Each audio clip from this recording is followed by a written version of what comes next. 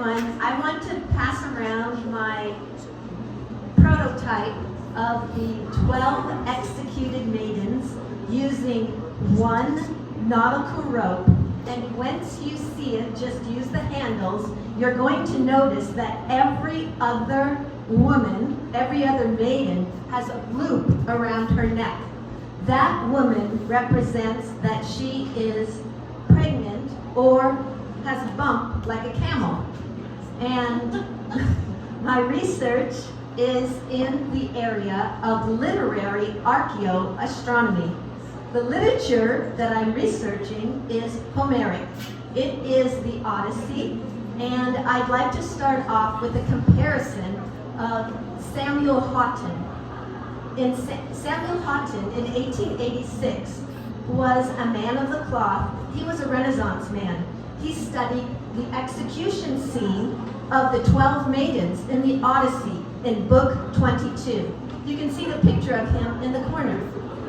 The restricted translation he used led him to note that something was wrong regarding the hanging of Penelope's 12 handmaidens, stating, "We are therefore forced to conclude that the hanging of Penelope's handmaidens in a funicular polygon was mechanically impossible." The translation he used is as follows. The funicular polygon is the little rectangle you see with the 12 maidens hanging.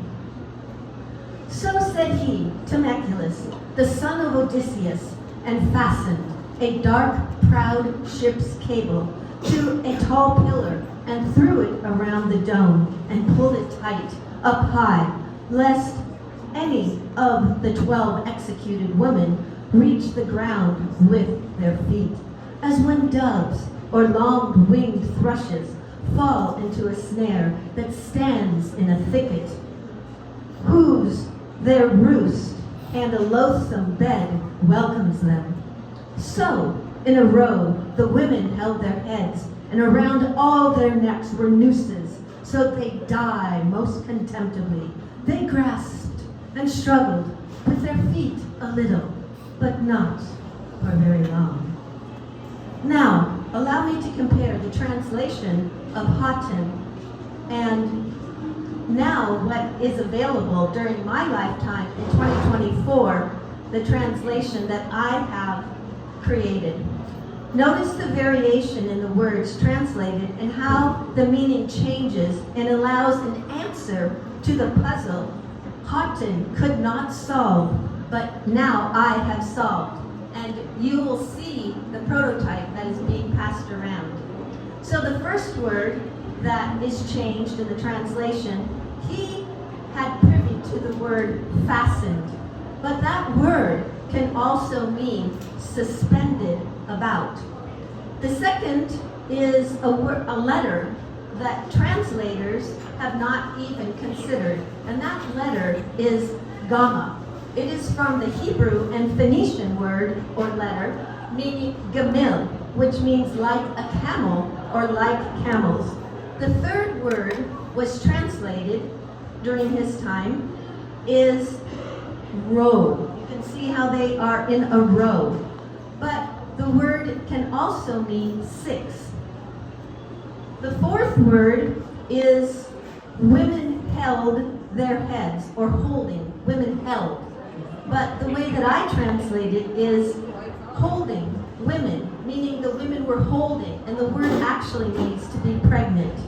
The fifth word is something called a negation word, like n'est-ce pas in French, but it is de in Greek. And that word is not even used in the translation that he used. So the word that he was privy to, which was all, was not negated to be not all. So his translation was all around the necks of the women, where mine is, were encircled some of the 12, but not all of the 12. And you can see in the prototype exactly what that means. The last two words are nooses. So you see the nooses in the rectangle, which would be incorrect because that would not have contained one rope, but it would have contained 13 ropes. And The Greek precisely says it was one nautical rope.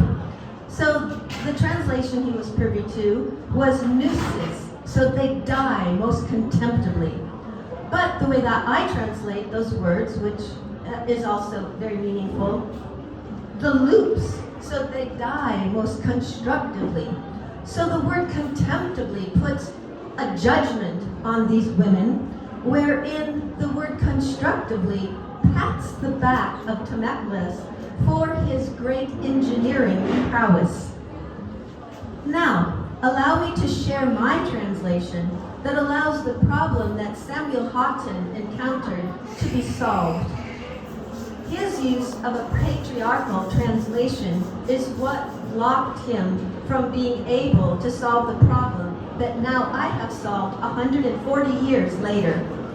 So said he, Themistocles, the son of Odysseus, and with conviction presented a new, dark, proud ship's cable. He suspended it about the tall pillar with the dome, throwing it over the dome, and pulled it tight, up high, lest any reach the ground with their feet. As when doves or long-winged thrushes fall into a snare that stands in a thicket, whence they go to roost, and a loathsome bed welcomes them, like the 12 maidens and the suitors of Penelope. So the camels, like camels, 6 of the heads of the holding women, or pregnant women, were encircled, some of the 12, but not all of the 12, by loops, so they died most constructively. They grasped and struggled with their feet a little, but not for very long. Now, allow me to share the 5 metaphors that allow the astronomical encoding of the execution scene. For in the words of Hermes Trismegistus, we have, as below, so above. The 5 metaphors are as follows.